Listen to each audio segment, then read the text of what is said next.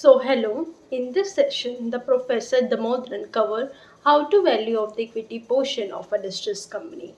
The idea behind valuation of distressed company is to break the company into two segments, that is zero coupon bond for the debt and a call option accounting for the equity.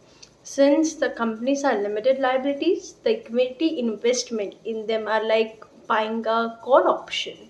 The most we can lose is the price we paid for the equity, that is the premium. Distressed companies are the companies that are losing money right now and are expected to lose in the future also, and they have a lot of debt on them. The risk associated with them is the risk of bankruptcy and the liquidation. The first step is the valuation of the firm's assets using the previously discussed concepts that we discussed in our earlier videos and the standard deviation of the value of the assets. Then the second step is to assume that the firm's debt are a single zero coupon bond. Step 3 is to estimate the maturity of the firm's debt in years. That will be our investment horizon, as it will be that day when we will be sure if the company is going to be liquidated or stay as a going concern. Now let's discuss what is the step 4.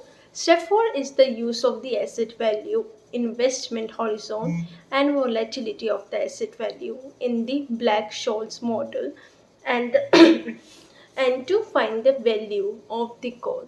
Now let's discuss what is step 5. It is deducting the value of the equity from the value of the firm. This will give us the present value of debt.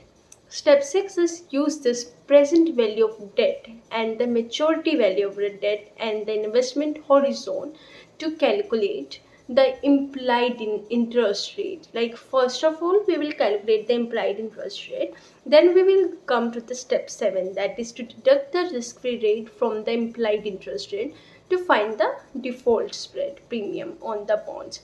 Some nuance points are: number one, when debt of the company are not one single zero coupon bond, like in most cases, then convert all the cash flows and bond to act like that of a zero coupon bond for the ease of calculation.